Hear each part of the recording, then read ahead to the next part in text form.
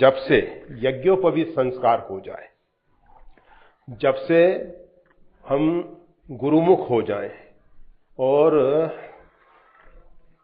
मंत्र दीक्षा प्राप्त हो जाए, तब से अपना नित्य नियम जो है नहीं छोड़ना चाहिए। अगर नित्य नियम छोड़ देते हैं तो हमारी बुद्धि जो है वो खराब हो जाती है। कभी भी किसी भी परिस्थिति में जिस प्रकार से श्वास लेना परम आवश्यक है, हो सकता है भोजन के लिए तो हम एकादशी व्रत कर लेते हैं, कुछ कर लेते हैं, परंतु श्वास के लिए कोई व्रत नहीं करता। कि प्राणायाम में भी श्वास हम कुछ क्षणों के लिए रोक पाते हैं, विशेष वो भी नहीं रोक पाते हैं। और ऐसी स्थिति में भी वैसे तो शरीर के भिन्न भिन्न छिद्रों से श्वास प्रवेश करती है, प्राणवायु प्रवेश करती है। नासिका से हम रोक लें, मुख से रोक लें, तो जिस प्रकार हम श्वास को नहीं छोड़ते, इसी प्रकार से नित्य नियम का कभी भी त्याग नहीं करना चाहिए, नहीं तो हमारी बुद्धि का कोई भरोसा नहीं। रामकृष्ण परमहंस कहा करते थे कि जो नित्य भजन साधन नहीं करते उनको माया महारानी घेर लेती हैं। विवेकानंद एक पहाड़ी जी महाराज हुए, पहाड़ी जी महाराज से बहुत प्रभावित हुए। तो पहाड़ी जी महाराज का जो जलपात्र था उसको वो साफ करते थे तो बहुत चमकता था। तो विवेकानंद जी ने कहा कि आप इसको चमकाने में इतना समय लगाते हैं, इतनी देर भगवान का नाम सुमरन करें। कहा कि वत्स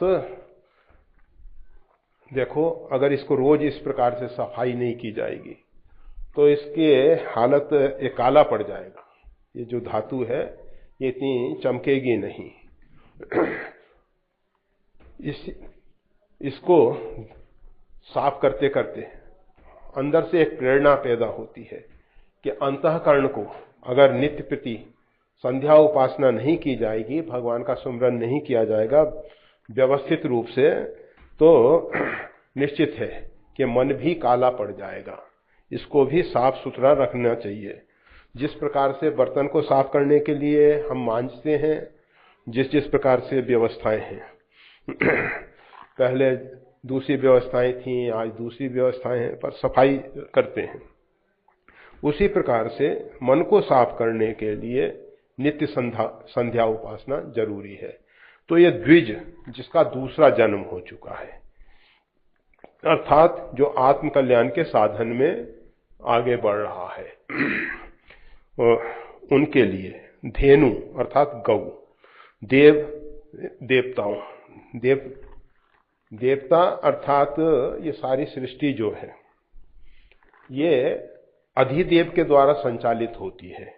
जितना आधि भौतिक जगत है वो अधिदेव के द्वारा संचालित होता है। जिस प्रकार से ये शरीर जीवात्मा के द्वारा संचालित होता है, उसी प्रकार से ये सारी सृष्टि में जितना भी ये दिखाई देने वाला आधि भौतिक जगत है, ये अधिदेव के द्वारा संचालित हो रहा है।